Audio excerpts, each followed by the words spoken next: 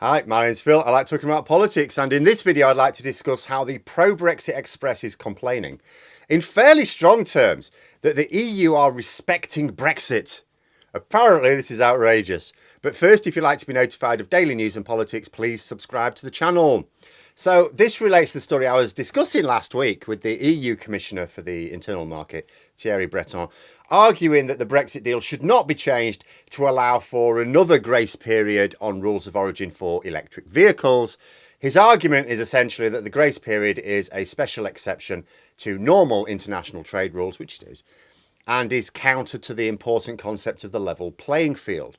The upshot of the deal, not being altered, is that from the start of 2024, any electric vehicles exported from Britain to the EU or from the EU to Britain will face 10% tariffs in the other market due to being unable to meet rules of origin requirements. And this is ultimately down to the fact that neither Britain nor the EU, or wider EEA as it happens, are really able to produce enough of the batteries required in EVs to count as the end product being substantially produced within the EU or the UK. But the Express produced an article with the headline, "Fury at EU enforcing tariffs that will cripple UK business and create huge job losses." So let's break that down a bit. Fury at EU enforcing tariffs. Now, what does that mean? It means respecting the Brexit deal which Boris Johnson and David Frost negotiated, and the one that the Conservative Party and its client media, including the Express, commended to the nation and, I could say formed the basis of the 2019 general election. Technically didn't, because we're talking about the Trade and Cooperation Agreement, which didn't exist at the 2019 general election. But the Conservatives and their journalists claimed that it did. They claimed that it was all sorted. Oh, if you vote for Labour, they're going to carry on with these silly negotiations. We've got the oven ready deal, which they then tried to claim was the withdrawal agreement, but it was also supposed to include our trading arrangements. But anyway, back in December 2020, when the Trade and Cooperation Agreement was finally agreed, only a few days before it had to be implemented, so there was no time for anyone to really object, the Daily Express was also one of the media outlets parroting the line that the Trade and Cooperation Agreement was tariff-free. They said, and I quote, "The detail means tariff-free and zero quota trade can continue between the UK and EU without reverting to WTO rules." Neither is actually true. Only applies under certain conditions. And the reason the pro-Brexit media might be a little worried is because this concept of tariff-free trade is about to be blown out of the water. They're already openly reporting about tariffs being enforced. Now, doesn't this risk some Leave or Tory voters smelling a rat? Hang on a minute, weren't we told it was tariff-free? Yeah, they're talking about tariffs. What's going on? Then the next bit of the headline, that the tariffs will cripple UK business and create huge job losses.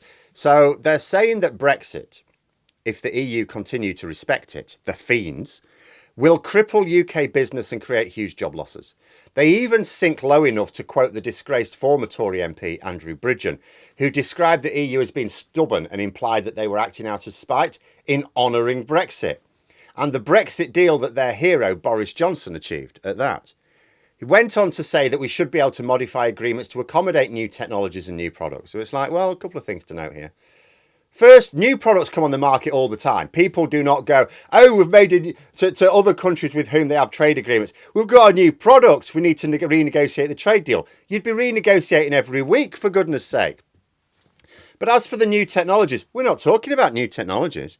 Electric vehicles were known about when we negotiated the deal. Indeed, this ban on new petrol and diesel cars, which is in the news again now, was long established before the first meeting for this deal ever took place. The second thing to note is that when you form an agreement, it's only up for renegotiation when both sides decide that they want to do so. And it can be for whatever reason each side decides to do so as well. They can make their own reasons up. It doesn't have to be for whatever reason Andrew Bridgen thinks. What we've got here is a group of people who happily push the "we hold all the cards" and "they need us more than we need them" lines, and are now left looking like petulant children who are suffering the consequences of what they thought was a foolproof, cunning plan. The article also quoted Ben Habib, because, why not, talking crap. He tried to say that this move was the EU shooting itself in the foot because the German car manufacturers are struggling to convert from combustion engines. but that makes no sense as an argument. We still have tariff-free trade in diesel and petrol cars because the supply chains across Europe for those are sufficiently capable that they can easily meet rules of origin. This only impacts electric vehicles for which supply chains are still forming. Both sides are racing to get production of batteries up to speed. So if what Habib is saying were true, he's technically arguing that keeping the deal as it is hurts us way more than the EU because we are gearing up for banning petrol and diesel cars more quickly. I know Sunak said we're not going to, but Labour have said no, we're putting it back more quickly than the EU. He then tried the net zero angle, arguing that, it would be reducing the supply of electric vehicles. So much for your net zero. It's like, again, a few things to note. First, he's arguing against net zero. Like he's arguing against net zero. So this attempt at a political point is more than a little disingenuous. Second, one of the reasons Breton wants the deal to remain as it is to encourage more battery producing capacity in the EU. He doesn't want manufacturers to think, it doesn't really matter where we set it up in Britain or the EU. It's going, no, we want it here. Thank you. This fear of tariffs is quite short term. It's not going to last forever. As soon as either Britain or the EU are able to claim that they are producing their own cells for EVs, including the materials that go into them, then rules of origin can be met and the sales can be tariff-free again. It's obviously a benefit to the EU if they can get there before Britain, because we've decided to be their competitor now. That's how it works. He also moaned about the EU being undemocratic again when every policymaker is very transparently elected, unlike in the UK. I remind people that not only are most parliamentarians completely unelected, but David Frost not only negotiated our Brexit deal, but he ran the implementation of it as a Secretary of State in the government, cabinet minister, running a government department. He has never been elected to any public office in his life. And even those who are elected to Parliament, the MPs, they're not elected to government. So for example, we might talk about James Cleverly, the Foreign Secretary.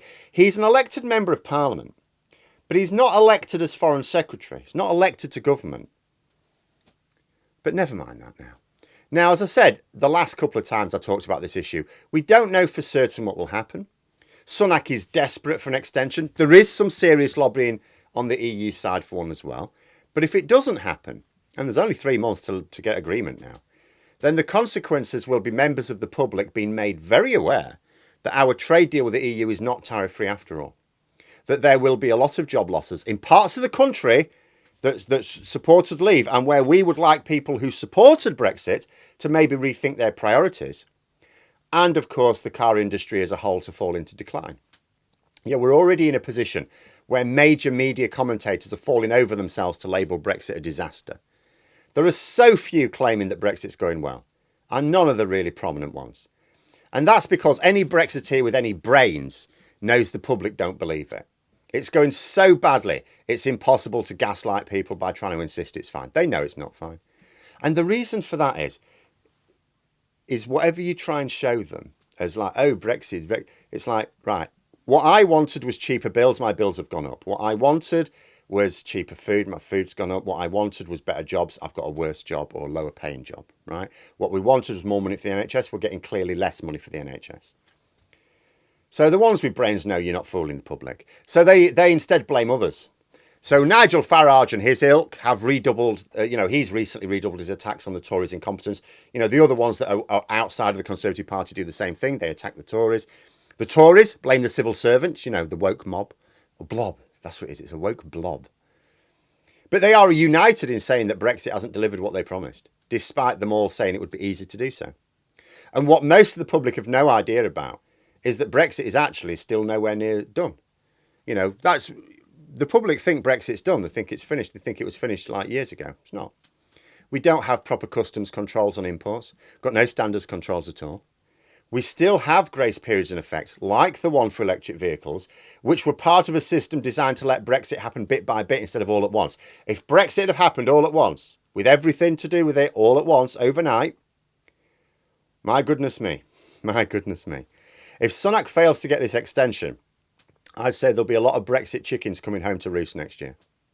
But there we are. Those are my thoughts. Let me know yours in the comments below. Hope you found the video interesting. If you did, please click the like button. And if you'd like to support the channel further, the join button for memberships. And until next time, I'll see you later.